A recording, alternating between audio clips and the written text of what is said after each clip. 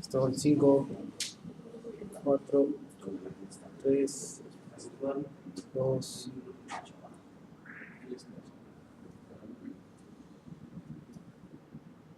Ya está. Del aire. Listo, del aire. Muchas gracias. Muy buenas noches. Bienvenidos a todos los participantes, tanto presenciales como virtuales. Les agradecemos su seguimiento de este diplomado de especialización en prospectiva, planeamiento estratégico, presupuesto y gestión para resultados en el desarrollo. El día de hoy vamos a tocar el tema del planeamiento urbano. Y contamos para ello con la presencia del arquitecto Francisco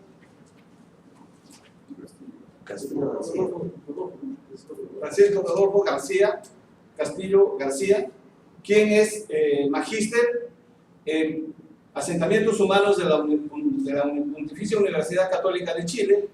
Él es actualmente docente de maestrías y cursos de especialización en la Pontificia Universidad Católica del Perú y también es funcionario del Ministerio de Vivienda.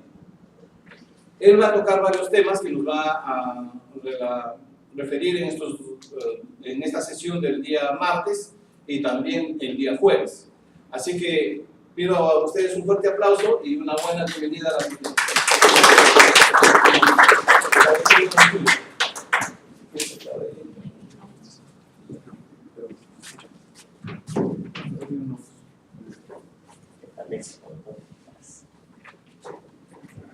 Bien, buenas noches con todos.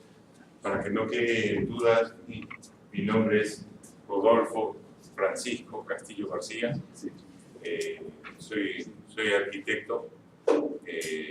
Tengo una maestría, como dice Henry, en asentamientos humanos del medio ambiente de la Universidad Católica de Chile.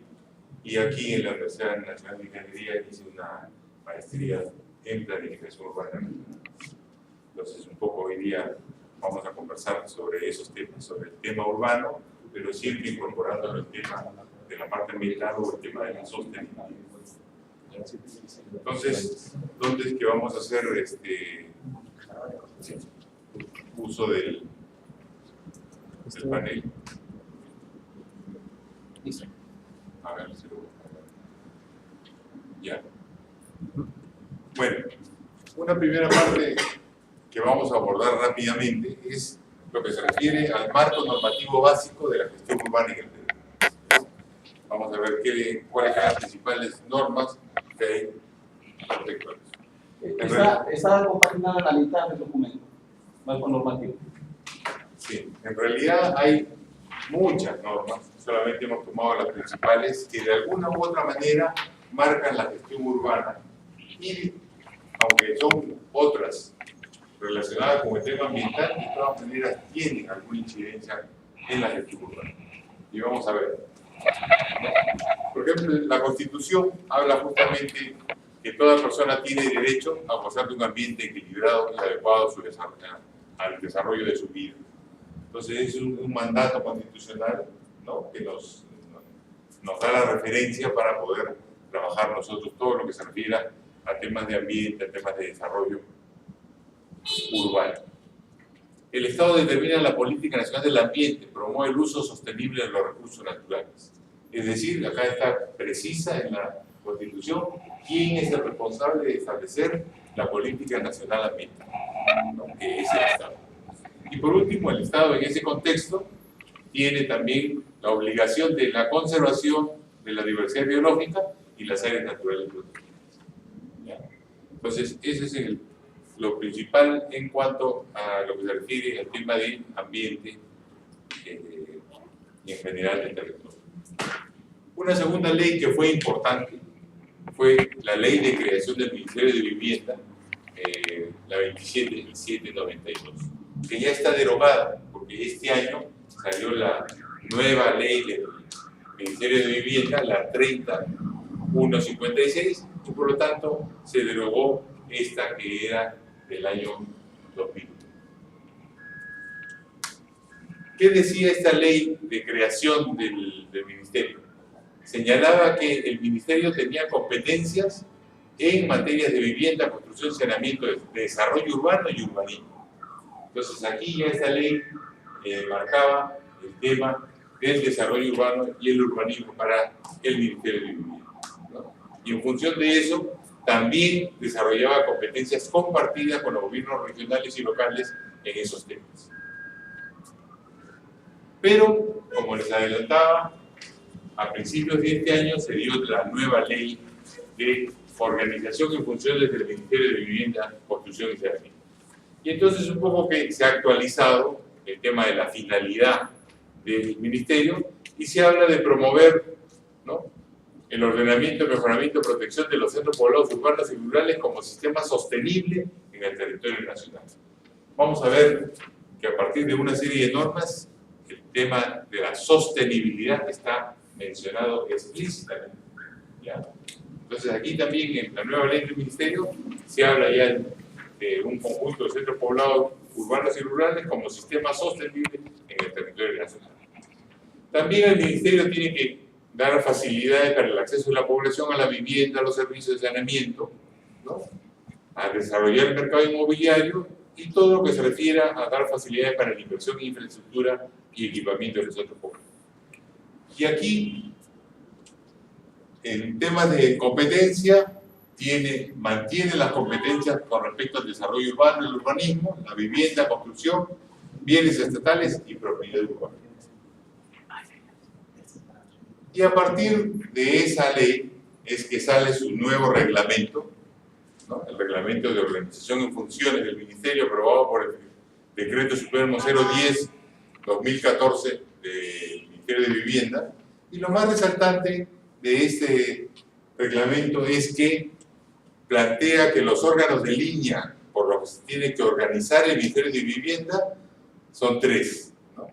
La Dirección General de Políticas y Regulación en Vivienda y Urbanismo, que es la dirección que se tiene que encargar de todo lo que se refiere fundamentalmente a todo lo que es normas, ¿no?, de todo lo que se refiere a lineamientos de política en general sobre desarrollo urbano.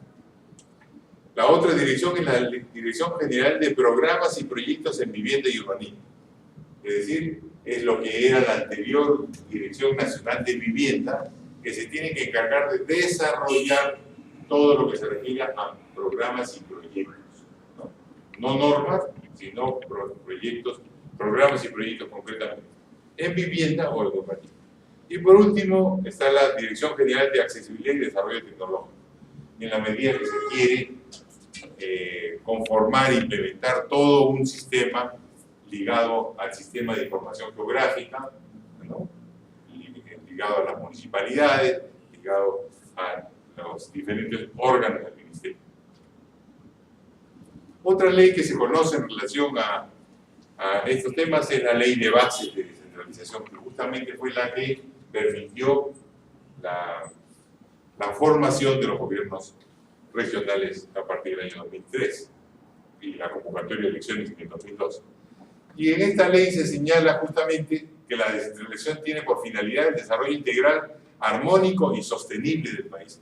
Otra vez el tema de la sostenibilidad está en las normas, tanto que tiene que ver con la gestión urbana o con la gestión ambiental. Y también señala que la descentralización tiene que cumplir objetivos ambientales de ordenamiento territorial, entorno ambiental, desde el enfoque de la sostenibilidad del desarrollo, de gestión sostenible de los recursos naturales y mejoramiento de la calidad de vida. Es decir, se reafirma el concepto del desarrollo sostenible para el país. Y en ese mismo contexto, la Ley de Gobiernos Regionales señala como finalidad de los gobiernos regionales fomentar el desarrollo regional integral y sostenible. ¿Ya? Entonces aquí también se hace énfasis en el tema del desarrollo sostenible. No en el desarrollo urbano, sino en el desarrollo sostenible a nivel regional, ¿no? Porque obviamente son las municipalidades las que van a ejercer esa función a nivel de las localidades, de las ciudades. Y justamente aquí en la Ley Orgánica de Municipalidad 27972 se señala que el gobierno local representa al vecindario, promueve la prestación de los servicios públicos y también promueve el desarrollo integral, sostenible y armónico de sus circunstancias, ¿no?, Entonces el desarrollo sostenible también está mencionado explícitamente. Y ligado a eso está el tema de promover el desarrollo integral para realizar el crecimiento económico, la justicia social y la sostenibilidad. El trípode básico de lo que es la sostenibilidad en general. Después tenemos la Ley del Sistema Nacional de Gestión Ambiental, que señala que este sistema tiene por finalidad coordinar, integrar, supervisar y evaluar la aplicación de las políticas, planes, programas relacionados con la protección del medio ambiente y el aprovechamiento de los recursos naturales. Y a partir del 2005 sale la Ley General del Ambiente, que deroga, ¿no es cierto?, el Código del Medio Ambiente y los Recursos Naturales que se aprobó en los años 90. Ustedes recuerdan, dicen que fue la primera norma que aprobó Fujimori, ¿no?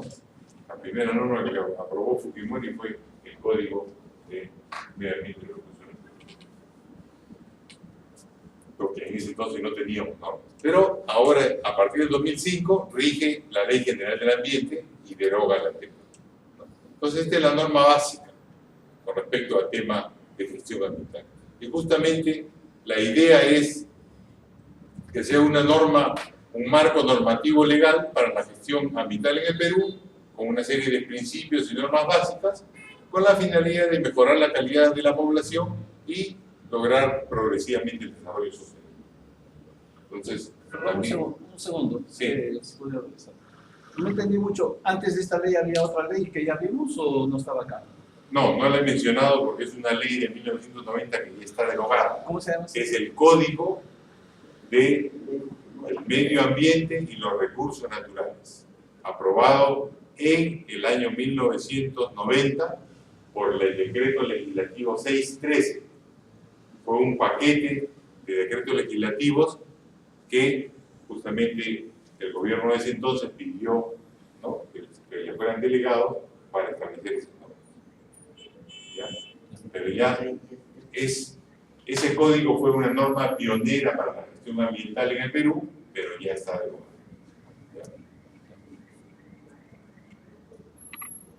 Bien, otro decreto legislativo importante es el decreto 1013 de creación del Ministerio del Ambiente, porque justamente establece a partir del año 2008 que el Ministerio del Ambiente es el órgano central más importante para todo lo que se refiere al tema de gestión ambiental, al tema de diseño, implementación y seguimiento de la política ambiental nacional, ¿no?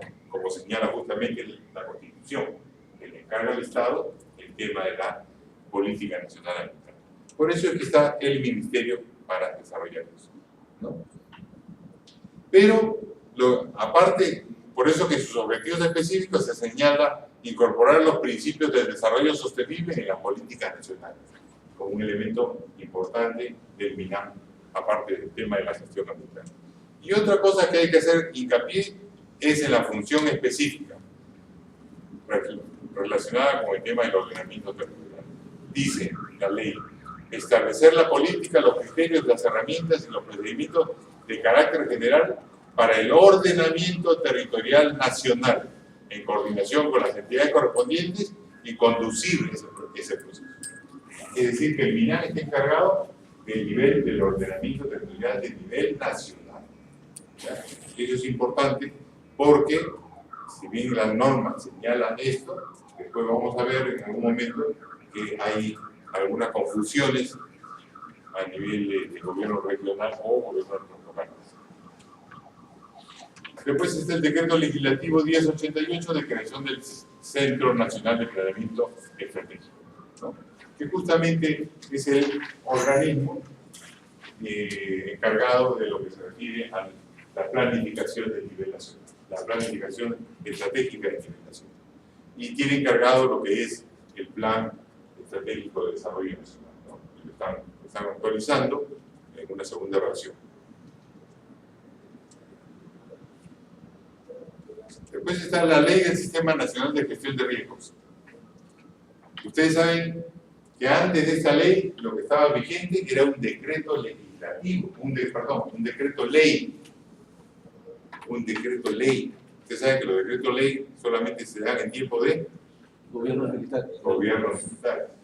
Entonces había un decreto ley que formaba el Sistema Nacional de Defensa Civil. Entonces ya hay una indicación de que era una norma que requería una actualización. Y por lo tanto es que se da la ley justamente 29.664, que deroga el decreto ley del Sistema Nacional de Defensa Civil y crea el SINAGER, ¿no? Con la finalidad justamente de identificar y reducir riesgos asociados a peligros, es evitar nuevos riesgos y preparar mejor a la población ante posibles situaciones de desastres, ¿ya? Entonces, este SINAGER está relacionado con eso, con la prevención y reducción del riesgo, ¿no? A fin de contribuir otra vez al desarrollo sostenible del país. Todas las normas a partir del año 2002 para adelante no dejan de mencionar el tema del desarrollo sostenible. Tanto las leyes relacionadas con la gestión urbana o las leyes relacionadas con la gestión ambiental. En el 2011 se dio, el Ministerio de Vivienda sacó el Decreto Supremo 004-2011 Vivienda, que es el reglamento de acondicionamiento territorial y desarrollo urbano, que está vigente, ¿ya? Este es el reglamento que establece, digamos, todo el marco normativo necesario para que las municipalidades puedan desarrollar sus funciones relacionadas con el planeamiento y gestión del suelo, el acondicionamiento territorial, desarrollo urbano y rural, ¿ya? Con la finalidad de orientar la ocupación sostenible del territorio, el tema de la reducción de los riesgos de desastres y el tema que tiene que ver con la participación del sector privado y el tema de la distribución equitativa de los beneficios y cargas que se generan por el uso del suelo. Aquí hay que tener presente una cosa. Ustedes dirán, ¿por qué este reglamento se llama de acondicionamiento territorial y no de ordenamiento territorial? ¿Por qué? Porque la Constitución justamente señala que las municipalidades son las encargadas del acondicionamiento territorial. Y dice más, acondicionamiento territorial provincial. ¿Ya? Acondicionamiento territorial provincial. Entonces, cuando hablamos en términos del nivel local, tenemos que hablar de acondicionamiento territorial. Cuando hablamos en el nivel regional o el nivel nacional, las normas nos dicen que hay que hablar como ordenamiento territorial. ¿Ya? Entonces queda claro con esto, como hemos visto en las normas anteriores, que el ordenamiento territorial nacional está encargado ¿a quién? ¿A quién dijimos? Al MINAM, ¿no es cierto? El ordenamiento territorial de nivel nacional está encargado al MINAM. El ordenamiento territorial de nivel regional, ¿a quién está encargado? A los gobiernos regionales. Y el acondicionamiento territorial está encargado por Constitución a las municipalidades. Tener claro esos tres niveles, ¿ya? Por eso es que este decreto supremo que saca el Ministerio de Vivienda se refiere al acondicionamiento territorial, porque estamos en el nivel local, ¿ya? Después hay otras normas que se refieren a la Política Nacional de Gestión de Riesgos de Desastres, aprobada por el Decreto Supremo 111 del 2012, ¿no? De la PCE. ¿Por qué? Porque se llega a la conclusión de que es necesario que todos los planes de desarrollo que se hacen en el país, todos tengan incluido el criterio de ¿qué? De la gestión de riesgos de desastres. Sean planes de desarrollo, planes de ordenamiento territorial, planes urbanos, cualquier tipo de plan tiene que tener incorporado el tema de la Política Nacional de Gestión de Riesgo. Por eso señala que es la Política Nacional de obligatorio cumplimiento para todas las entidades del gobierno nacional. ¿no? Que establece un conjunto de orientaciones para impedir o reducir los riesgos de desastres. Entonces, ¿a fin de qué? De proteger la integridad de las personas, el patrimonio, y propender otra vez más al desarrollo sostenible del país. ¿Ya? Entonces, este ingrediente, esta política es importante porque es de obligatorio cumplimiento para todos los planes de desarrollo de todo tipo que se hagan en el país. ¿Ya? Después hay una ley de asentamiento poblacional para zonas de muy alto riesgo no mitigables, la 29869, que justamente señala que las zonas que están declaradas como zonas de muy alto riesgo y no mitigable, simplemente hay que reasentar, reubicar a la población que está en esas zonas. No se admite actividad residencial en esas zonas que están declaradas así, ¿no? Como de muy alto riesgo, no mitigable. Entonces hay que llevar a la población a otro sector. Eso implicará nuevas urbanizaciones o inclusive nuevas ciudades. En muchos casos hay proyectos de reasentamiento que van a demandar la construcción de nuevas ciudades. ¿Ya? Entonces, esta es una ley también importante relacionada con el tema urbano y a la vez con la gestión ambiental. Y después el Ministerio de Vivienda en el 2012 aprobó un decreto supremo relacionado con un programa que le llamó Nuestras Ciudades. ¿Ya? ¿Y cuál es el propósito de este programa? Justamente dice lograr el desarrollo sustentable o sostenible de las ciudades del país, ¿no? A través de la participación de todos los niveles de gobierno. Y señala que el ámbito de intervención de este nuevo programa, que es un programa que viene a depender directamente del viceministro de Vivienda y Urbanismo, tiene el ámbito de intervención las ciudades mayores a 5.000 habitantes o tienen prioridad también dentro de ese contexto, de ese universo, las ciudades intermedias, las ciudades ubicadas en zonas de frontera, las que pudieran ser afectadas por fenómenos naturales o las ciudades que se declaren estratégicas para el desarrollo nacional, por alguna razón específica. ¿Ya? Entonces, este es el programa que se comienza a trabajar a partir del año 2012. ¿No? Y en el siguiente año se aprueba el Decreto Supremo 005, también de vivienda, donde se precisan mejor cuáles son los objetivos de este programa Nuestras Ciudades. ¿Están ligados a qué cosa? Justamente a lo que es el desarrollo urbano sostenible, a todos los componentes de lo que es el desarrollo urbano sostenible, que lo vamos a ver en la teoría, vamos a identificar esos componentes. Pero aquí preliminarmente en el marco legal señalamos que se le da como objetivos a cumplir a este programa la promoción del crecimiento, conservación y mejoramiento de las ciudades para que mejore la calidad de vida en ellas. La activación de las potencialidades naturales y socioculturales. La atracción de nuevas inversiones e irradiación de beneficios en las áreas de influencia. Eso está relacionado con el tema de la competitividad urbana. ¿Ya? Promoción de reasentamiento de ciudades existentes, ¿no? Pueden darse por razones, como acabamos de ver, razones de gestión de riesgo, que se puede replicar y se requiere reasentar, o por cuestiones ambientales. Ustedes han escuchado de la necesidad de la reubicación de la ciudad de Cerro de Pasto. ¿Por qué? Por razones ambientales, contaminación ambiental. Entonces, se puede dar ese tipo de cosas de reasentamiento de ciudades existentes o fundación de nuevas ciudades. Ustedes habrán escuchado que hace poco se aprobó, se inauguró, mejor dicho, el proyecto, una etapa más del proyecto de Olmos.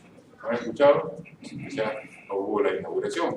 Y justamente a partir de esa aprobación de esa nueva etapa va a demandar una nueva ciudad para justamente las personas que trabajan ahí. Entonces, el Ministerio de Vivienda está actualmente diseñando todo este programa relacionado con la nueva ciudad de Olmos. Y así igualito va a pasar para el caso de Chavimochic, la siguiente etapa de Chavimochic, igualito va a demandar la etapa de MAGES 2, nuevas ciudades. ¿Ya? Por eso es que también está. Otro elemento objetivo relacionado con este programa es el desarrollo de capacidades locales y la promoción ciudadana. Es decir, hay que ayudar a las municipalidades a que fortalezcan sus funciones relacionadas con el desarrollo urbano y el acondicionamiento territorial para que puedan hacer sus propios planes, ¿no?, de desarrollo nacional. La gestión de riesgos y sus procesos internos. Y hemos dicho, cualquier tipo de plan y todas las instituciones públicas tienen que tener incluido como un criterio de planificación el tema de la gestión de riesgos. Y después ya el tema relacionado con proyectos de inversión, formulación, aprobación y ejecución de proyectos de inversión, de una serie de cosas, de movilidad urbana, espacios públicos, equipamientos urbanos, etcétera, que también se puede promover en este programa. Y creo que ahí, dicho sea de paso, yo trabajo en este programa en nuestras ciudades y justamente estamos involucrados en este tipo de cosas, ¿no? Por un lado, los temas que tienen que ver con el tema de la promoción del desarrollo urbano sostenible y el acondicionamiento territorial. Tenemos otro presupuesto relacionado con la gestión de riesgos de desastres y además se está desarrollando una serie de proyectos que tienen que ver con el tema de equipamientos urbanos, con el tema de espacios públicos y cosas por eso. Habrán oído ustedes hablar del tema de la construcción del centro de convenciones, ¿no?, que se está construyendo, ¿no?, en la avenida Javier Prado, el tema que se está promoviendo, les dije, de la nueva ciudad de Olmos, el tema del acuario de Lima, se está promoviendo en la Costa Verde, es decir, hay una serie de proyectos emblemáticos de gran dimensión que también se están trabajando a través de este programa. Bien, entonces eso es lo que le quería mostrar en términos generales como el marco legal básico, para que un poco sepamos cuáles son las reglas de juego dentro de las cuales nos movemos. Si hay alguna pregunta, bien, si no, podemos pasar al otro PowerPoint para poder seguir con la explicación.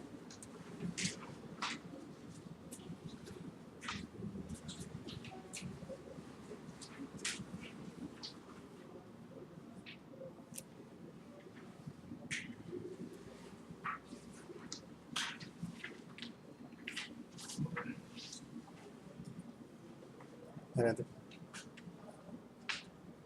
Bien, entonces, si ya tenemos repasado cuál es el marco normativo básico para la gestión urbana, ¿no?, y de alguna manera también para la gestión ambiental, entonces ahora vamos a pasar más a un tema que se refiere primero a un enfoque teórico, ¿ya? Un enfoque teórico de planificación urbana contemporánea. ¿Cuáles son los enfoques de planificación urbana contemporánea que se están manejando, que se han desarrollado en estos tiempos? Y vamos a identificar, ¿no?, que por lo menos tenemos 5 enfoques de planificación urbana contemporánea.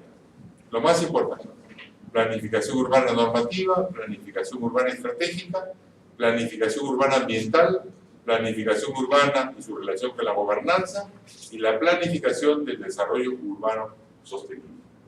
¿Eso qué significa?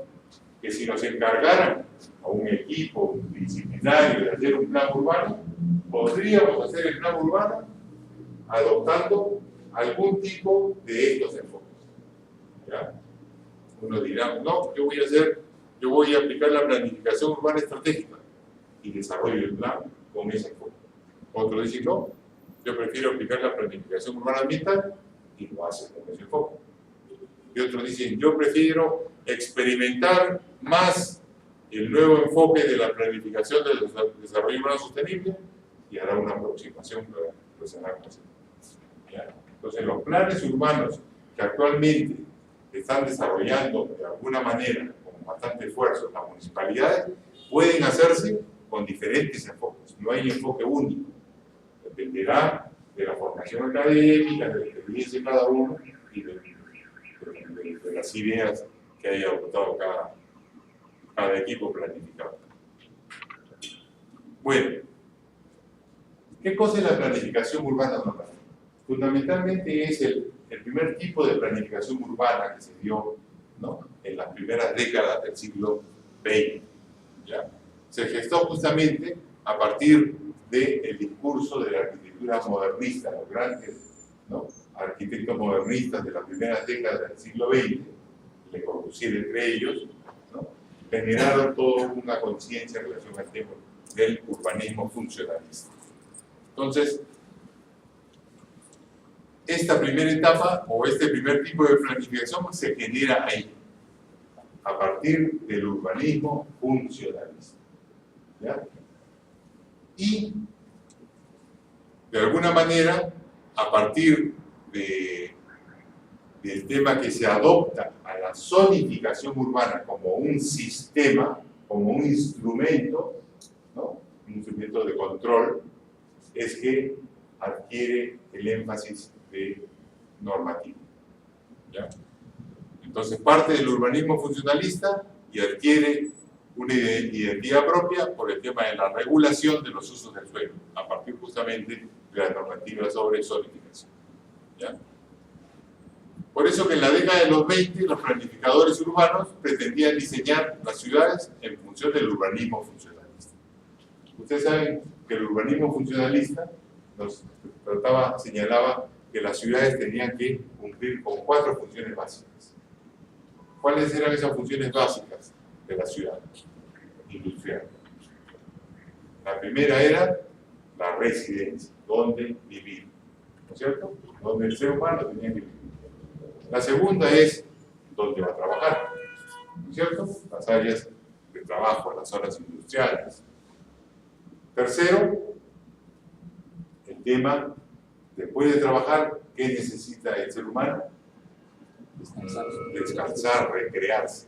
Por lo tanto, el tema de la recreación, las áreas verdes y la recreación, tercera función básica. Y cuarto, el tema que para yo ir de un sector de la ciudad donde se vive a un sector de la ciudad donde se trabaja o a un sector de la ciudad donde se recrea, yo requiero las vías, la circulación. Por lo tanto, 4 funciones básicas. Entonces decía que la ciudad debía funcionar como una máquina en función de esas 4. Y para eso planteaba el tema de la zonificación, el tema del manejo de la normativa para el transporte, etc. Entonces, esta planificación urbana normativa en los años 50 ya se había institucionalizado como planificación de los usos del suelo. ¿Ya? Pero, justamente después de la posguerra, las ciudades comienzan a crecer, ¿no? Comienza a haber un periodo de prosperidad económica y las ciudades comienzan a rebasar, ¿ya?, todas las previsiones de crecimiento. Entonces, a partir de la década de 60 y 70, se ensaya el tema de la planificación sistémica. ¿Qué cosa es la planificación sistémica? Que se trata de incorporar modelos de interacción espacial para prever o hacer estimaciones sobre escenarios futuros. Y ahí es que nace el tema de la planificación del transporte urbano, que hasta ahora se utiliza. Ustedes saben que la planificación del transporte urbano se utilizan muchos modelos de generación de viajes, modelos de asignación de viajes y una serie de cosas. ¿En función de qué? Justamente de este tipo de modelos, de este tipo de planificación sistémica. Pero la planificación sistémica también llegó a determinado momento, a los fines del 70, a un cuestionamiento en la medida en que cuando planteamos modelos, esos modelos dependen mucho de las premisas, a veces subjetivas, que se hayan planteado el propio investigador. ¿Ya? No son verdades universales. No hay modelos universales para la planificación urbana. Dependerá cada modelo de una ciudad determinada. Por lo tanto, y dependerá también los modelos de los diferentes planificadores o equipos de planificación. En ese sentido no hay verdades absolutas. Y en la década de los 80 se comienza a cuestionar la planificación urbana normativa en la medida en que tenía una falta de flexibilidad ante la dinámica urbana, que cada vez las ciudades crecían a mayor ritmo, y que no se podían manejar fuerzas externas a todo el proceso de planificación que se planteaba en estos esquemas, ¿no? Que eran esquemas o modelos de desarrollo de las ciudades de largo plazo, pero eran muy rígidos. ¿Ya? La ciudad era más dinámica y que cambiaba vertiginosamente. Que no se podían adoptar nuevas tecnologías y, por otro lado, esto es importante, que esta planificación urbana normativa, como estaba sustentada en el urbanismo funcionalista no le importó mucho el tema social, le importaba más el tema funcional, ¿verdad? Que funcionara la ciudad como una máquina y se desentendía del tema social. Y justamente esa es una de las cosas que comenzaron a explicar. El débil conocimiento de la evolución de los procesos sociales que tenía este tipo de planificación. ¿Ya?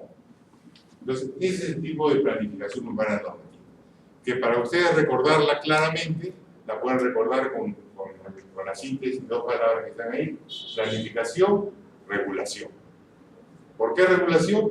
Porque a este tipo de planificación le interesaba o le interesa el tema de la regulación de los usos del suelo. ¿Ya? Planificación, regulación. Pero hay otro tipo de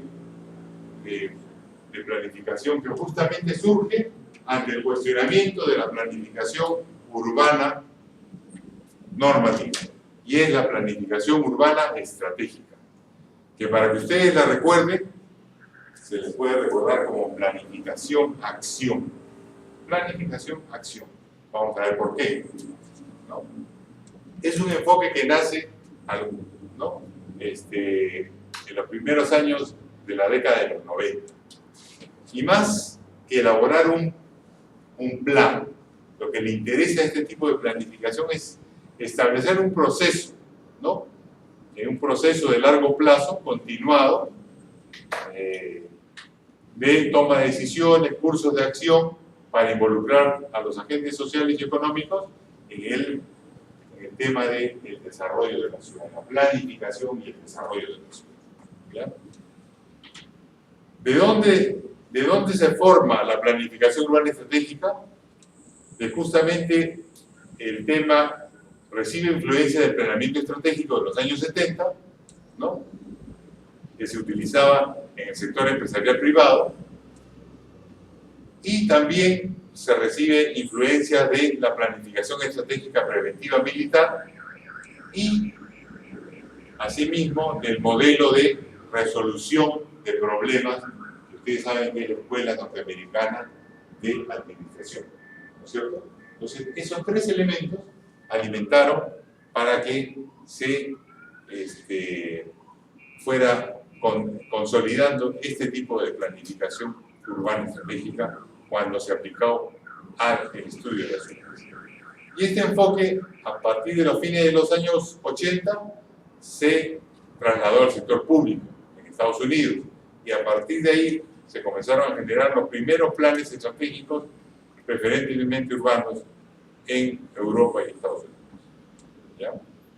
Entonces tiene un ingrediente o un énfasis militar empresarial, ¿no? Por eso que habla de la competitividad, habla de la construcción de escenarios futuros. Todos esos son léxicos o cosas que vienen justamente del tema, la visión estratégico militar. ¿Y está ligado a qué? ¿Qué busca este tipo de planificación? Busca los cambios cualitativos, los cambios importantes en las ciudades, ¿ya? Cambios cualitativos importantes en los procesos de desarrollo urbano. ¿Ya?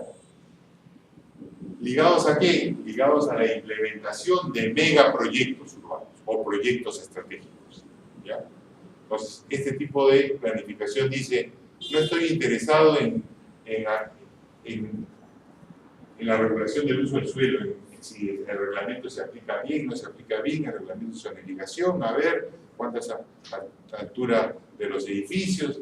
O sea, no estoy interesado en eso. Estoy interesado más en promover proyectos estratégicos para la ciudad que me generen, ¿no?, saltos cualitativos en el desarrollo de la ciudad. ¿Ya? Ejemplos de megaproyectos urbanos, ustedes deben conocer algunos, ¿no es cierto? Aquí nomás tenemos en Sudamérica megaproyectos urbanos importantes. Puede ser el caso de Puerto Madero en Buenos Aires, ¿no es cierto? Una zona portuaria medio abandonada, a partir de la cual se generó todo un distrito financiero. Entonces tenemos ahí un caso de un megaproyecto urbano como Puerto Madero. Tenemos el caso de en Guayaquil. ¿Conocen cuál es el proyecto estratégico más conocido? Que inclusive fue desarrollado por arquitectos peruanos. Malecón 2000. ¿No han escuchado hablar de Malecón 2000? Malecón 2000 es un proyecto que justamente rescata el borde costero de la ciudad de Guayaquil, y a partir de ahí se genera todo un polo comercial, cultural, etcétera, ¿no?, que ha generado toda una nueva dinámica en la parte baja de la ciudad de Guayaquil. Ese es el que se parecía a los de Hilo, porque nos dijeron no, pues sí, como vosotros. Bueno, tiene algunas ideas. Recordemos que Hilo rescató su borde costero, que era una zona industrial que daba las espaldas al mar y que estaba totalmente contaminado. De alguna manera, Hilo es una experiencia previa a lo de Malecón 2000, ¿no? Pero sí. Algo parecido que puede ser en los acantilados de Maná, o otra zona. No, a ver, la Costa Verde tiene un plan maestro de desarrollo de la Costa Verde. Se hizo un plan maestro en el año 95, a nosotros nos tocó dirigir ese plan, estuvo vigente, pero a partir del año 2007 se quiso cambiar por otro plan y al final no se tuvo la capacidad de hacerlo. Actualmente el plan maestro está un poco dejado de lado y lo que se está haciendo, las obras que ustedes ven que se están haciendo en la Costa Verde, se están haciendo en función de un plan que se conoce como el plan estructurador. En realidad no es un plan maestro, es simplemente un plan de diseño urbano para permitir el diseño de malecones, el diseño de los puentes, ese tipo de obras. Pero no se ha hecho un nuevo plan maestro, ¿ya?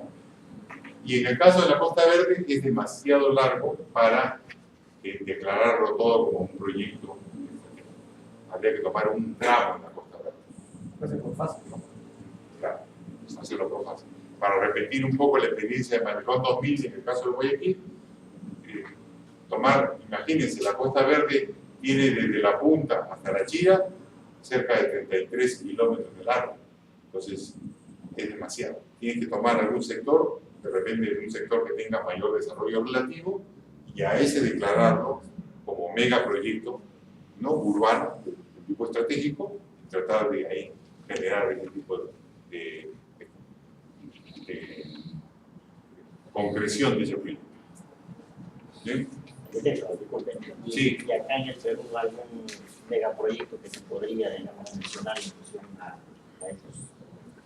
A ver, un megaproyecto urbano acá en el país, bueno, podríamos estar hablando quizás de lo que se está construyendo ahora, pues el centro de convenciones, el teatro nacional, la biblioteca nacional. Todo eso está generando, pues, que en ese sector de Javier Prado con aviación y todo, se está haciendo un polo cultural enorme, ¿no?, estructurador de la ciudad de Lima, cosa que no teníamos, ¿no? Entonces, ahí hay que, una vez que se terminen ese tipo de construcciones y todo, hay que ver cómo se organiza todos los efectos que va a generar este tipo de pero pueden haber otro tipo de proyectos. Un ejemplo de algún proyecto que a mí me parece importante es el que se está haciendo en el caso del Callao. En el caso del Callao ya se decidió hacer la construcción de la costanera, que es una vía, ¿no?, que va de la parte de Chucuito hacia la parte de la Perla, y además el tramo de la Costa Verde, que va desde el inicio de la punta hasta la zona, en una primera etapa, la zona de la Perla. Ese va a ser un proyecto estratégico que va a generar, ¿no?, todo un proceso de modernización de la zona de los pueblos jóvenes, ¿no?, de los barracones, en el caso de Peña. Ese es un proyecto que se puede considerar muy interesante al respecto. Bien, entonces, ya sabemos de este tipo de planificación que está ligada a megaproyectos urbanos. Pero, ¿cuál es el problema que se ha detectado? Que esos megaproyectos urbanos no generan efectos multiplicadores que se generalizan a toda la ciudad, sino efectos focalizados. ¿Ya? Efectos focalizados. Y por lo tanto, no benefician a toda la población o a varios sectores de la población o sectores de la ciudad. Entonces, por lo tanto, este tipo de megaproyectos, si bien son importantes, te dan competitividad para algunas actividades o funciones de nivel de clase mundial inclusive, generan fragmentación urbana, segregación social. ¿Ya? Entonces, es una de las críticas que se le hace a este tipo de planificación. Un tercer tipo de planificación es la planificación urbana ambiental. ¿Ya? Antes que me olvide, cuando estamos hablando en la planificación urbana estratégica, algo que ustedes seguro han escuchado hablar ha sido del plan, ¿no?, del Plan Urbano Estratégico de Barcelona para prepararlo para las Olimpiadas de 1992, ¿no es cierto?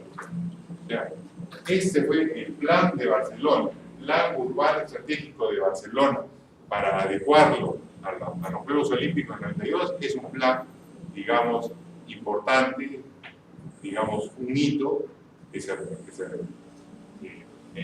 explica bien el tema de la planificación urbana estratégica. El conjunto del personal que el arquitecto de la UNI diseñó para un proyecto estratégico aquí en la satélite Santa Rosa, en la ciudad satélite de Santa Rosa, más grande de Perú y América. ¿Qué apreciación les merece? ¿Cuál pertenece? Bueno, en este caso es un proyecto habitacional que permitió, pues, digamos, la consolidación de esa zona cerca a la avenida Tomás Valle, ¿no? Entonces, pero tenemos que tener en cuenta que a veces proyectos relacionados con vivienda no son proyectos que te van a generar efectos multiplicadores. ¿Ya? Inclusive yo diría, antes que ese proyecto, yo pondría como proyecto mucho más importante en la década de los 60, en el primer gobierno de la UNI, el complejo residencial habitacional San Felipe. Inclusive ganó premios internacionales. Pero siempre, si bien son hitos que se refieren a formas como se ha concretado la política habitacional de determinada ciudad o de determinado gobierno, no son proyectos que te generan efectos multiplicadores como podrían ser proyectos ligados a temas comerciales, a temas culturales, ¿no?, a temas de ese tipo, ¿no? Pero sí son hitos importantes. Hay un proyecto diseñado en las tiendas comerciales para la venta de artesanías, como una cuestión turística, ¿no?, que el turista podía pasar por ahí y darse unas vueltas y adquirir productos de artesanía. Ahí en el proyecto de Santa Rosa, claro, pero digamos, eso jala, eso se ha convertido en un punto, así como decir, cada turista que viene a la ciudad quiere decir, yo quiero ir a Santa Rosa para comprar artesanía, para comprar. No tiene esa fuerza. Muy focalizado. Sí. El sector de San Isidro, que podría considerar acumular un proyecto financiero, el sector que estamos hablando. Claro, aquí en San Isidro se ha consolidado todo un distrito financiero, ¿no?, de alguna manera no planificado, se ha ido haciendo de a poco, pero aquí tenemos nuestro puerto madero un poco más desordenado, un poco, ¿no?, que nos ha costado más tiempo implementar, pero sí. Por ejemplo, tenemos también el caso de San Martín de Porres, ¿no? Que es un distrito muy pujante, ¿no? A diferencia del distrito de Villa El Salvador, que hubo un buen proyecto para desarrollar ahí la industria maderera, ¿no? Muebles, etc. Sin embargo, es un proyecto que ha quedado, se puede decir, trunco, ¿no? ¿Cómo se podía, por ejemplo, reflotar, ¿no? ese recurso, digamos, como desarrollo potencial que tiene Villa El Salvador? Bueno, lo que menciona el Villa El Salvador está ligada al parque industrial de Villa El Salvador, donde no solamente hay el tema maderero, sino hay otro tipo de industriales que tengan que ver con productos, ¿no? de metal mecánica y otras cosas. Bueno, es un proyecto que se está consolidando a poco, se ha costado mucho tiempo y sin embargo todavía tiene ahí su vigencia y está avanzando, ¿no? En relación al parque industrial. Pero el tema industrial, ustedes saben que en los últimos años el tema industrial ha decaído. Entonces, ahí está, es un proyecto que hay que apoyarlo mucho para que pueda seguir avanzando. Bueno, decía entonces que este tipo de planificación estaba ligado, les había mencionado que revisen el plan estratégico de Barcelona, ¿no es cierto? Pero una cosa importante, tuvimos oportunidad de conversar con un miembro del equipo que elaboró el plan de Barcelona, el plan estratégico de Barcelona en el año 92, vino hace 2 o 3 años al Colegio de Arquitectos, lo invitamos y le preguntamos de ese plan y dijo, ah, sí, ese plan se hizo para las Olimpiadas, pero ya se acabó, se cumplió y ya está. Entonces, dijimos, entonces están haciendo otro plan estratégico. Sí, ya tenemos otro plan. Y ese es el plan que está rigiendo. Sí, es el plan que está rigiendo para algunos proyectos. Pero en realidad, el plan que sirve para nosotros como hilo conductor de todo lo que es la regulación del suelo es el plan de 1975. ¿Pero cómo? Se supone que ustedes ya habían abandonado la planificación urbana normativa y habían abrazado la planificación urbana estratégica. No. Nosotros complementamos una con otra. No rechazamos ninguna, complementamos. La planificación urbana estratégica nos permite para desarrollar proyectos estratégicos, pero la planificación urbana normativa nos permite continuar el tema de la regulación de los usos del suelo. Desde el año 75, por supuesto, con todas las actualizaciones de los planos de zonificación que se van haciendo, pero el hilo conductor viene del año 75, donde 2 tipos de planificaciones se complementan, no se anulan una con otra. Es un detalle importante que justamente nos lo contó esta persona, ¿no? Bien, entonces la planificación urbana ambiental. A partir de aquí comienza a surgir la planificación urbana ambiental a todo el discurso de la cumbre de Río de Janeiro, ¿no es cierto? 1992. El enfoque de planificación a principios de la década del 90, ¿por qué? Porque incorpora la dimensión ambiental en el estudio de la ciudad a partir de la cumbre de Río de Janeiro. Entonces, es eso, incorporar la dimensión ambiental cuando uno planifica una ciudad. No preocuparse solo del tema físico, geográfico o físico funcional. Cómo funciona la ciudad, si funciona el libre transporte, vamos a darle vías, ¿no? También el tema ambiental, la dimensión ambiental, ¿ya? Acuérdense que antes de eso, los planificadores no nos preocupábamos del tema ambiental, nos preocupábamos del tema de áreas verdes y recreación, porque era una función básica que señalaba el urbanismo funcionalista, pero como áreas verdes y recreación, no por la connotación de ambiental que tuviera eso. A partir de aquí ya se le da mucha más importancia y se dice que justamente este tipo de planificación que le hemos puesto como síntesis, planificación sustentabilidad, implica el manejo adecuado entre el desarrollo urbano y el medio ambiente, ¿no?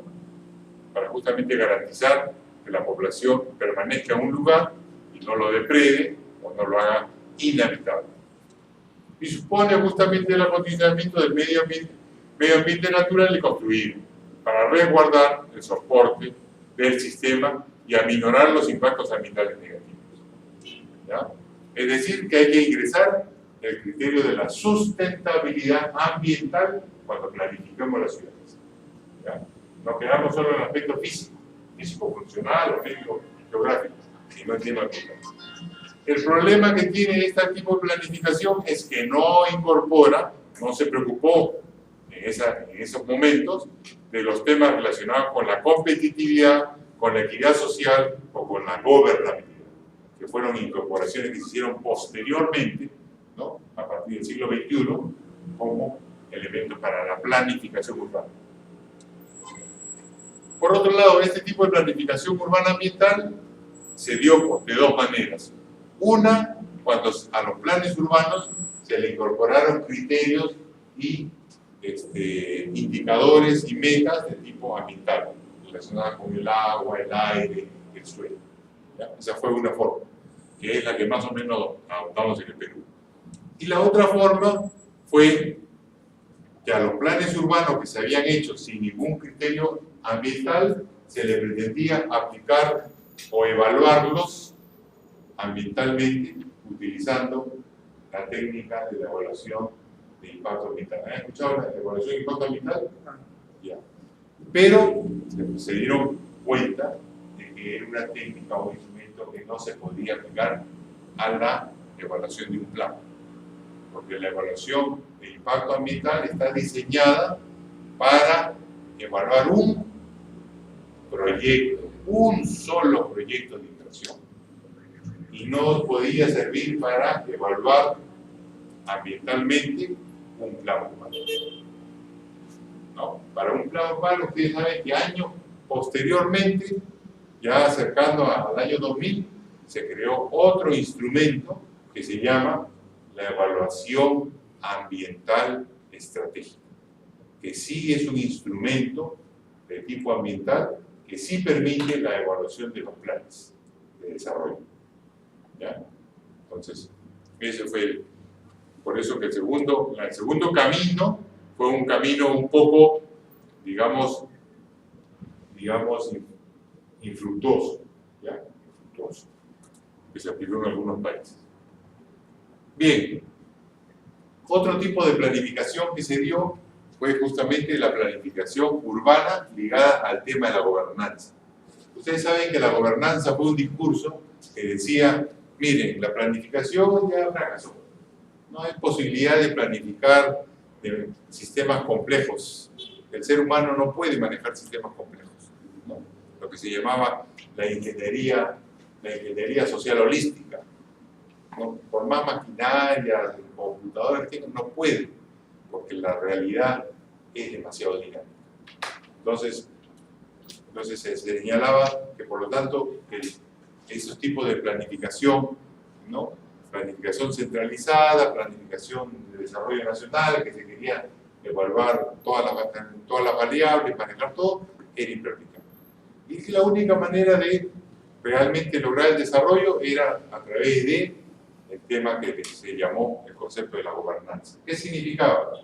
Pongámonos de acuerdo los actores sociales, actores económicos, sociales, institucionales, pongámonos de acuerdo en qué cosa, en alcance de corto y mediano plazo. Modestamente, corto y mediano plazo. Y corto y mediano plazo para ir resolviendo los problemas que se requieren tanto el país como la ciudad. Porque decían que el desarrollo es un proceso incremental. El desarrollo es un proceso de a pocos. No es un proceso de grandes planes ambiciosos, con grandes visiones de desarrollo de largo plazo, ¿no? Porque eso no se puede mantener en el tiempo. ¿Ya? La realidad es muy dinámica y es mejor ponernos de acuerdo en acuerdos de corto y mediano plazo y en función de eso ir avanzando de a poquitos. Ese es el concepto que planteaba la gobernanza. ¿Ya? Entonces, cuando ese concepto de gobernanza se aplica a las ciudades, es que se comienza a hablar del tema de la gobernanza urbana. Por eso se dice que la gobernanza es un enfoque de gestión urbana de inicio del siglo XXI. Y en general, como ya les adelantaba, la gobernanza, o gobernabilidad para otros autores, es el reconocimiento de la importancia de la participación de actores e instituciones con poder de intervenir en los procesos sociales. ¿Ya? Y esto es importante en el caso de las ciudades, porque cuando se preocupa uno de la competitividad de las ciudades, las políticas locales, ¿no?, que están ligadas al desarrollo económico van a buscar gobernabilidad, ¿ya?, reglas de juego claras. Si queremos una ciudad competitiva, los empresarios van a decir cuáles son las reglas claras. Y las reglas claras, ¿no es cierto?, para invertir y todo, vienen simplemente de los consensos de los actores económicos y sociales. ¿Ya? Entonces, por eso es importante el tema de buscar la gobernabilidad. Ahora, ¿cómo entendemos la gobernabilidad urbana? Para algunos autores es un sistema de gobierno que articula instituciones políticas, actores sociales y organizaciones privadas en el proceso de toma de decisiones de desarrollo urbano. Y otros dicen, más modestamente, lo que mencionaba yo, que son acuerdos de corto y mediano plazo con actores sociales involucrados para lograr la corrección incremental, poquito a poco, de los principales problemas que afectan la evolución de las ciudades. ¿Ya? Vamos de a poquitos resolviendo los problemas de la ciudad. ¿Ya? Así que eso es lo más importante en relación al tema de la gobernanza urbana. ¿Ya? Es una forma de gestión urbana que privilegia justamente la participación de todos los actores. Pero este tipo de enfoque no ha demostrado que va a reemplazar a la planificación urbana, sino simplemente ha sido un complemento de la planificación urbana. ¿En qué parte la ha complementado? En el tema de la gestión. O sea, ha ayudado a que los planes urbanos generen procesos de gestión urbana más participativos, con más actores sociales, cosas por el estilo. Tanto en la elaboración de los planes como la implementación de los planes. ¿Ya? Todo el proceso de desarrollo. Pero no ha reemplazado la planificación. ¿Ya? Entonces, aparece ahí como un complemento. Arquitecto, permíteme Sí. una consulta. Sí. Por ejemplo, en esto de la construcción de las viviendas que está en apogeo, se está construyendo, pero no se está implementando, digamos, a nivel de, digamos, un mejoramiento de lo que es las otras estructuras, llámese agua, desagüe y todo. En un corto tiempo me parece que eso hay la posibilidad de que colapse, porque se está implementando edificios de cuantas viviendas, pero las mismas instalaciones. Y en gestión me parece que no se está calculando bien esto. Bueno, es cierto. Tengo que partir de un reconocimiento de una realidad, ¿no? Las ciudades latinoamericanas, ¿quién determina el crecimiento de las ciudades latinoamericanas? ¿Quién? ¿Cuáles son los dos factores agentes importantísimos? Uno, el capital inmobiliario. Y el capital inmobiliario, ustedes lo ven aquí en Lima, quiere la densificación. Y propugna y busca y trata de generar cambios de zonificación que le permitan construir lo máximo que se puede construir. Entonces, el capital inmobiliario aquí en las ciudades está marcando el tema de la densificación urbana a lo máximo que se puede, aún generando problemas de servicios públicos, como es el abastecimiento de agua, el tema del desagüe. Y por otro lado, ¿quién es el otro agente importante en el modelamiento de nuestras ciudades latinoamericanas? Bueno, esa es la autoridad, ¿no? Pero el otro agente son los movimientos sociales urbanos, como señalaba Manuel Castells, ¿no? Manuel Castells, los movimientos sociales urbanos. ¿Ya? ¿Qué han hecho? ¿Quiénes son los movimientos sociales urbanos? Los que han construido Villa El Salvador, los que construyeron San Martín de Porres, ¿no es cierto? Es la gente inmigrante que vino, que invadió, que estuvo, que se trepó al cerro. Eso están construyendo también la ciudad. Y no las que están construyendo con grandes capitales, con capitales hormiga, con condiciones de vida, sufriendo condiciones de vida inclementes y todo. Ellos también están construyendo. Y el Estado debe entrar a regular eso como política. El Estado tiene que entrar a regular, tiene que establecer las reglas para los dos, ¿no? Pero obviamente lo que puede hacer el Estado en relación a las ciudades, teniendo en cuenta por un lado la fuerza del capital inmobiliario, por otro la fuerza los movimientos sociales urbanos es muy poco el margen de maniobra o de planificación que tienen nuestras municipalidades. Hay que ser franco, a pesar de que somos planificadores urbanos, tenemos que reconocer eso. Hay una limitación estructural en lo que puede hacer la municipalidad con sus normas, con sus planes, con sus cosas. Porque hay estos dos grandes actores que son los que están jugando en la cancha, ¿no? Y modelando la ciudad. No es lo mismo que las ciudades europeas, las ciudades anglosajonas, donde no hay movimientos sociales urbanos así que te saquen de las casillas cualquier plan urbano. Allá sí es cierto, el capital inmobiliario es muy fuerte, pero ese es el que marca el crecimiento de las ciudades anglosajonas, europeas, norteamericanas, pero no los movimientos sociales urbanos. Los movimientos sociales urbanos tenemos en ciudades latinoamericanas, y ese es el que no es informal para otros, es marginal para otros, ¿no? Tiene todo su sistema o todo su discurso. Bien, entonces, eso es el segundo. Y por último, la planificación del desarrollo urbano sostenible. A partir de la cumbre de Johannesburgo, 2002, ¿ya? Se comenzó a hablar del tema del desarrollo sostenible. Acuérdense ustedes que el desarrollo sostenible se comenzó a hablar desde 1987 con la Comisión Brundtland, ¿no es cierto?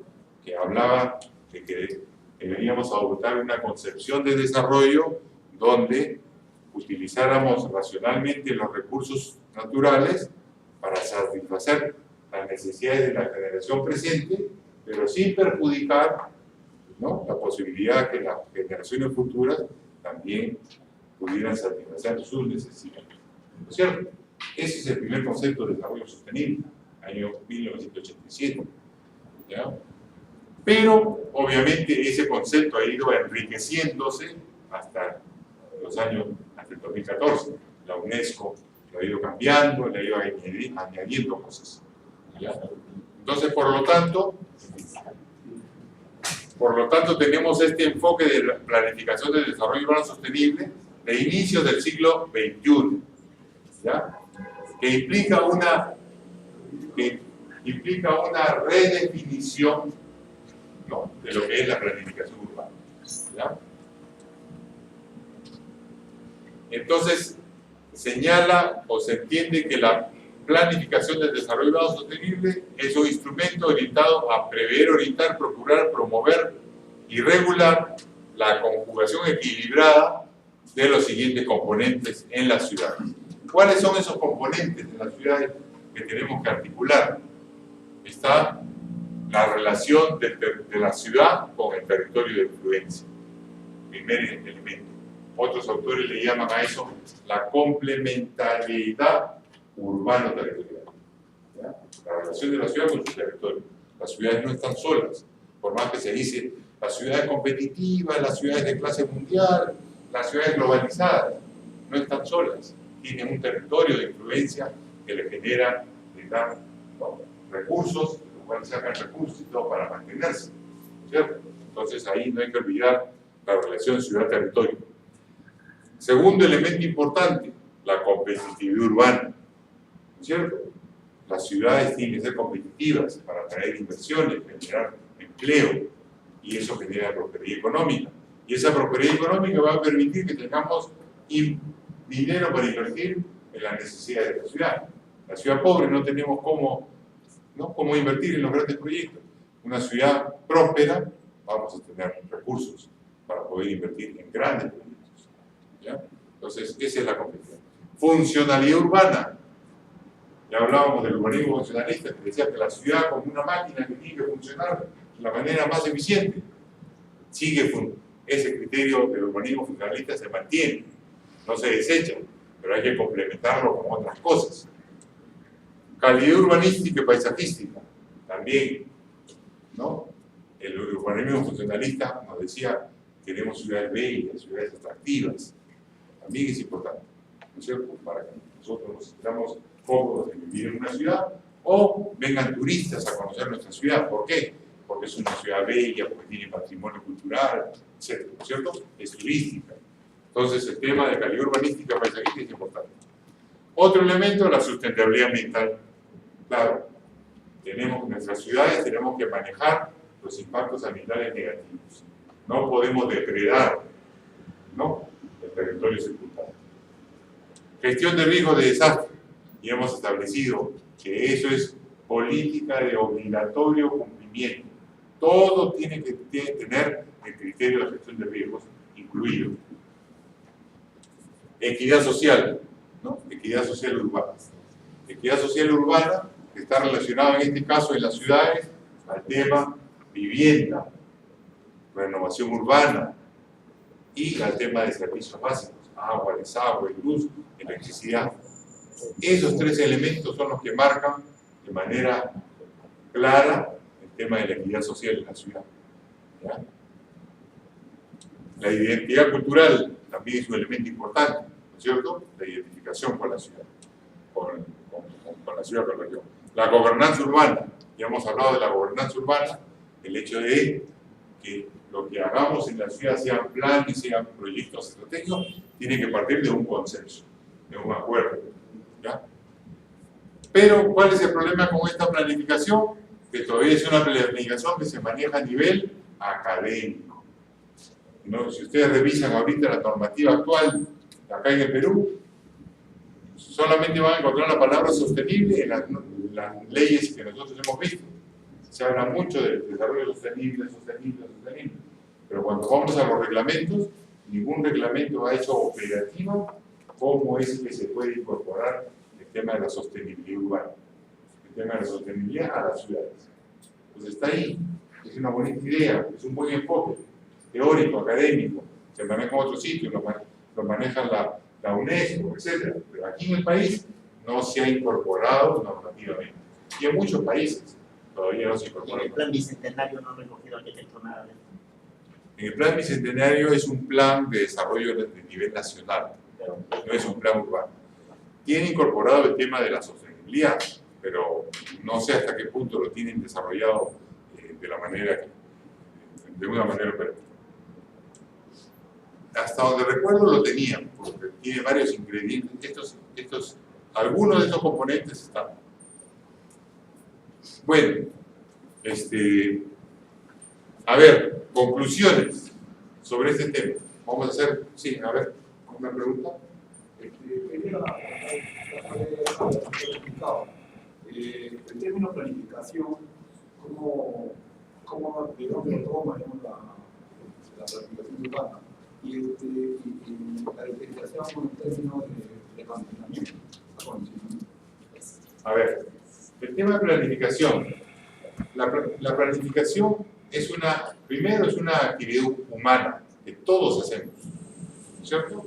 Todos de alguna manera hacemos planificación. Desde el momento que estamos planificando nuestro día, nuestra semana, estamos tomando este curso porque estamos visualizando qué vamos a hacer.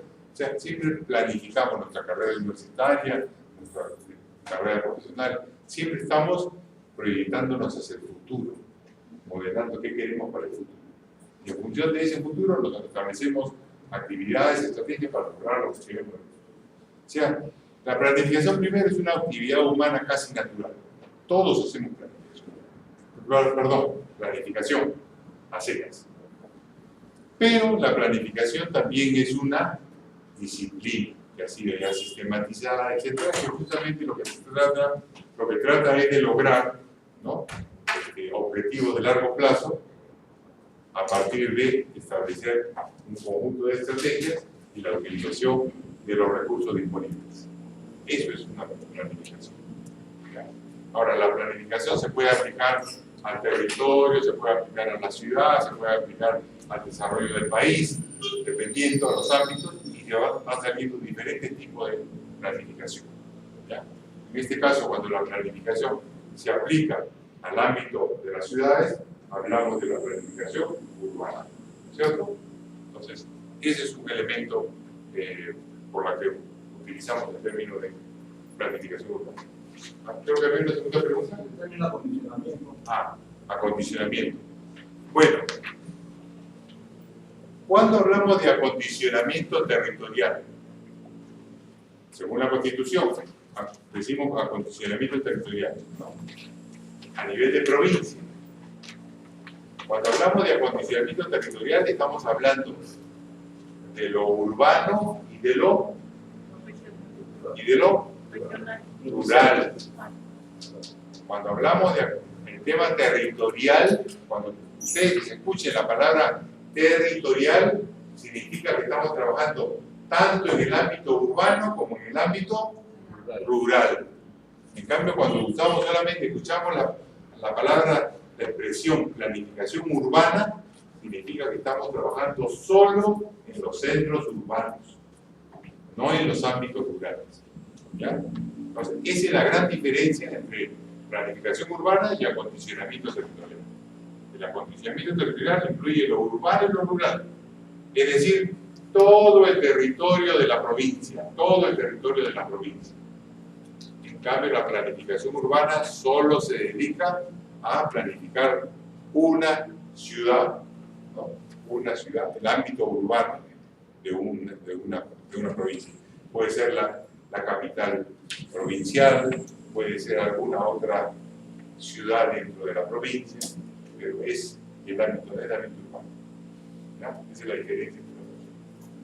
Bien, entonces, como conclusiones de esto, podemos decir, en primer lugar, lo que ya habíamos adelantado al principio, que hay varios enfoques de planificación urbana, no hay uno solo. Dependiendo en qué universidad hayan estudiado ustedes, tendrán una formación. Hay muchos que estudiamos en su momento con la planificación urbana normativa, bueno, aprendimos eso. Y después tuvimos oportunidad de estudiar en otra universidad que planteaba la planificación del desarrollo urbano sostenible, bueno, nos abrió los ojos a otro tipo de enfoque. Pero la cosa es que hay diferentes enfoques, no hay uno solo. Entonces, los planes urbanos se pueden hacer dependiendo de los diferentes enfoques que cada uno haya adoptado en su formación académica o en su experiencia profesional. ¿Ya? Pero como hay varios, se requiere recoger los aportes de los diferentes enfoques y superar sus respectivas limitaciones, ¿ya? Para generar un enfoque mucho más avanzado. Ahora, por un lado, requerimos, si queremos hablar después de la sostenibilidad, requerimos que el paradigma del libre mercado sea cambiado, ¿no? Poco a poco, como dice que ya se está cambiando a partir de los cuestionamientos al crack de la economía mundial del 2008 para adelante, hacia un enfoque de la sostenibilidad. Entonces seguramente vamos a pasar de un paradigma a otro en la próxima década. Del paradigma del libre mercado al paradigma de la sostenibilidad. La COP20 es un ejemplo de cómo los temas ambientales, los temas, ¿no?, relacionados con la sostenibilidad, etc., cada vez se vuelven más globales. Nadie se puede sustraer a ellos, porque ya son temas que nos afectan a todos. Sí, profesor, justamente tuvimos una charla anterior donde se hablaba como ejemplo Lima, como metrópoli globalizada. Y que nosotros, metrópoli globalizada, es en determinados países que cumplen determinadas funciones ¿Cuál sería la pregunta? La pregunta no es un comentario nada más adicional, como que se está pensando que Lima y Callao podrían juntarse y tener la isla San Lorenzo como un puerto, ¿no?, de gran recepción de barcos de gran tonelaje, y que a partir de ahí podría irse desarrollando todo esta manera, podría ser una metrópoli globalizada estratégica, la ubicación que tiene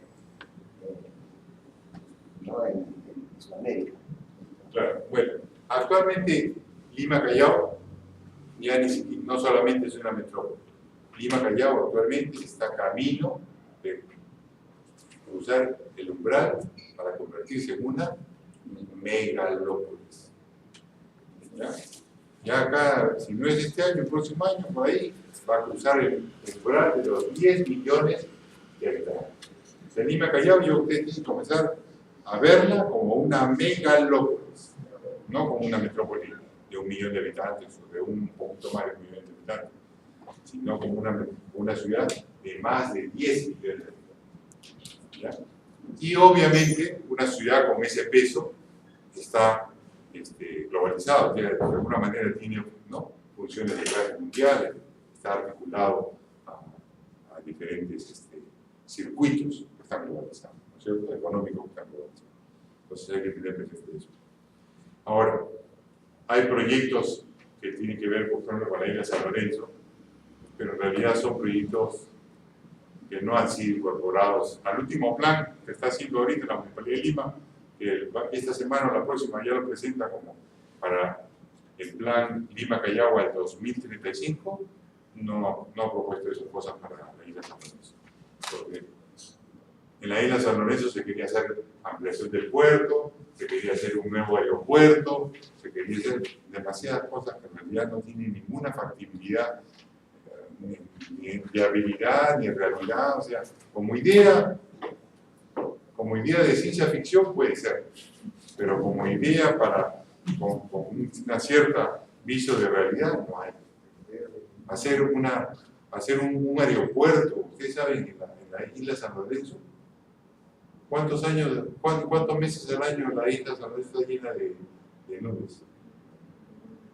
¿Qué aeropuerto podría funcionar con ese nivel de nubosidad? Es un fracaso. Le pasaría lo que le ha pasado ahora. Ustedes conocen el caso del aeropuerto Merino, del nuevo aeropuerto de Santiago, Chile. ¿Conocen la anécdota? Bueno, era tipo de Pinochet, y Pinochet dijo, bueno, pues como uno de mis proyectos emblemáticos de mi gobierno, quiero un nuevo aeropuerto para Santiago. Se comienza a construir pues el aeropuerto que está en la zona de Pudahuel, ¿no? Que ahora se llama el aeropuerto, es el nombre de un militar, ¿no? Merino, no recuerdo el grado, pero es Merino se llama. Muy bien, entonces ya estábamos por inaugurar, pues, ¿no? Entonces, ¿cómo lo vamos a inaugurar? ¿Qué nombre le vamos a poner? Y entonces estaban pues viendo qué nombre le íbamos a poner. Entonces a alguien se le ocurrió, oye, pero si está en la zona de Pudahuel, ¿por qué no le ponemos al puerto de Pudahuel? O sea, el mismo nombre, el nombre de la toponimia del lugar donde se había construido. Ah, puede ser, ¿no? ¿Y qué cosa es Pudahuel? Ah, Pudahuel es una expresión mapuche. Ah, mira qué interesante, sí podría ser, ¿no es cierto? Aeropuerto de Pudahuel, y de alguna manera nos contentamos con los mapuches. Ustedes saben quiénes son los mapuches, ¿no es cierto? Son la comunidad originaria de Chile que está totalmente desplazada, de alguna manera sojuzgada. Pero bueno, y entonces yo, ¿pero qué significa Pudahuel? Ah, buena pregunta, dijeron. Entonces, vamos a averiguar en los diccionarios de los jesuitas, que los jesuitas eran pues cuando hacían sus labores de evangelización, ellos pues trataban pues de aprender el idioma de los nativos para poder comunicarse. Entonces tienen sus, ¿no?, desde muchos siglos atrás hacían sus diccionarios. Entonces van al diccionario jesuita para ver qué cosa era Pudahuel. Entonces dice, Pudahuel, zona de nubes bajas. Habían construido un aeropuerto en una zona de nubes bajas. Si le hubieran preguntado a los mapuches, ¿no?, desde hace siglos, los mapuches le hubieran dicho, oye, no construyas ahí porque esa zona se llama Pudahuel, porque significa zona de nubes bajas. ¿Se dan cuenta? O sea, a veces como el desconocimiento de lo que nos creemos con la última tecnología, la formación occidental, ¿no?, desconocemos realmente cuál es la característica de nuestra geografía, de nuestro territorio, ¿no? Entonces acometemos. Entonces, el aeropuerto de Santiago tiene problemas de operación un buen número de días al año. ¿Por qué? Porque tiene los problemas del tema de nubes bajas. Entonces ha tenido que invertir en todo un sistema. Ustedes saben que ahora ya la tecnología permite todo un sistema pues, de luces, de radares, de computadoras y todo para que uno pueda hacer el vuelo, aunque la visibilidad sea de piloto sea casi nula. Pero ha tenido que invertir en todo eso. ¿Por qué? Porque justamente no conocía su territorio. Tomó decisiones en ese sentido. Bien, entonces, el desarrollo sostenible no debe quedar solo como una expresión en las leyes. Tenemos que convertirlo en una política pública. Una política pública. Y esa política pública, a su vez, tiene que hacerse operativa en los planes de desarrollo, en los planes de ordenamiento territorial, en los planes urbanos, en los planes de gestión ambiental, en los planes de gestión de riesgos. Tiene que hacerse operativo. No puede quedar como una declaración. ¿Ya? Eso es importante. Ahora, justamente, pensamos que la planificación del desarrollo urbano sostenible es el enfoque nuevo emergente que podría ser el enfoque integrador que recoja los aportes de las anteriores enfoques urbanos, de planificación urbana, y trate de superar sus limitaciones. Entonces nosotros decimos que la planificación del desarrollo sostenible es un enfoque integrador emergente, que puede rescatar cosas de la planificación urbana normativa, sobre todo lo que se refiere a los instrumentos para regular los usos del suelo. De la planificación urbana estratégica, rescatar la preocupación por el crecimiento urbano competitivo, ¿no? La competitividad, porque ese es un elemento importante para la prosperidad económica. De la gobernanza, rescatar la importancia que se le da a los acuerdos entre los actores sociales para intervenir en el desarrollo de la ciudad, ¿no? Y a su vez generar equidad social. Y por último, rescatar de la planificación urbana ambiental su preocupación por la sustentabilidad ambiental. Entonces, esa es la idea de este tipo de planificación, de incorporar elementos de los demás. ¿Ya? Y para terminar, algunas reflexiones que nos hicieron nuestros profesores cuando estuvimos en Chile. Nosotros propusimos una tesis sobre planificación urbana, planificación del desarrollo urbano sostenible. Y una cosa que nos dijo nuestro profesor Carlos de Mato, nos dijo, perfecto lo que han planteado, las cosas, pero justamente lo que yo ya les adelanté, no es conveniente idealizar las posibilidades de este tipo de planificación, sea planificación del desarrollo urbano sostenible, etc., porque están vinculadas al conflicto social, donde el Urban Growth Machine, ¿qué cosa es el Urban Growth Machine? Es el capital urbano e inmobiliario que domina el crecimiento de las ciudades, ¿no? Por un lado, y los movimientos sociales urbanos, según Castells, son los que parecen jugar un papel fundamental en la realidad y en el tipo de crecimiento de las ciudades. Entonces, no idealicemos la planificación, es un instrumento con sus limitaciones. No idealicemos la planificación urbana porque quienes modelan a las ciudades latinoamericanas son o el capital inmobiliario o los movimientos sociales urbanos. El planificador va a tratar de moverse en lo que pueda. ¿Ya? Hay que estar muy preciso. Y las últimas dos reflexiones para terminar esta acá es probable, dice Fernández, ¿no?, en su libro de la ciudad verde, es probable que el fracaso ambiental de la ciudad moderna no sea problemas ligados, la culpa no la tenga el urbanismo o la planificación urbana. Muchas veces que decimos, oye, los problemas de la ciudad, ay, pues los problemas fue del urbanismo, la planificación urbana, etc. ¿No? Echamos la culpa al instrumento, sino más bien está ligado ese fracaso ambiental al despliegue de fenómenos inéditos de capitalización y sufrimiento de la concentración de inversiones, ¿no?, y captación de la rentabilidad. El capitalismo está modelando las ciudades.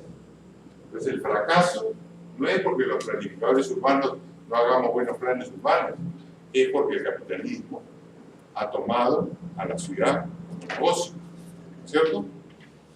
¿Ustedes saben que ha cambiado eso? ¿No? ¿Qué pasaba cuando el capitalismo era la etapa del capitalismo industrial? ¿Han escuchado, cierto? La evolución del capitalismo, el capitalismo comercial, capitalismo industrial y ahora capitalismo financiero globalizado, ¿no es cierto? Cuando el capitalismo era industrial, ¿Para qué cosa le interesaba de las ciudades? Las industrias. Las industrias, producir en las ciudades para generar ganancias, ¿no es cierto? En cambio, en la época del capitalismo financiero, ¿qué cosa les interesa de las ciudades? Parte de las finanzas. Y el tema de la plusvalía, ¿no es cierto? En el capitalismo financiero, la ciudad es el negocio. En la época del capitalismo industrial, yo hacía el negocio industrial, ¿no? Actividades industriales en la ciudad. La ciudad era un sitio donde yo producía y generaba mis ganancias. Hoy no, la ciudad es el negocio. Entonces ha cambiado. Por lo tanto, hay esos problemas que tienen que ver con el fracaso ambiental de las ciudades, generando todos estos procesos de contaminación, cambio de efecto de invernadero. Y por último, el discurso innovativo, lo nuevo que pudiéramos plantear a partir del paradigma de sostenibilidad, no debe orientarse en su expresión urbana a solo criticar cómo fue la planificación urbana tradicional. Es decir, no basta con que los planificadores digamos, vamos a criticar la planificación urbana tradicional y vamos a plantear un nuevo enfoque. Sino también tenemos que desmontar analíticamente y demostrar las limitaciones que el modo de producción capitalista está instaurando en la dinámica de desarrollo urbano de las ciudades. No solo pensar en la planificación, sino en el modelo de producción que están modelando las ciudades. La planificación simplemente es una herramienta, en cambio lo otro es estructural. También hay que pensar en eso. Bien, creo que ahí hacemos... ¿Puede regresar a...? ¿Puedo revisar? Sí, ¿sabes por qué? Porque el primer párrafo no ha salido en la separada. Y los dos últimos sí están. Estoy tratando de confiar. Ah, bueno, ahí Sí, está. sí, disculpa, porque hay que dejarme en la... Bien. Muchas gracias, profesor. Vamos a tomar un pequeño descanso.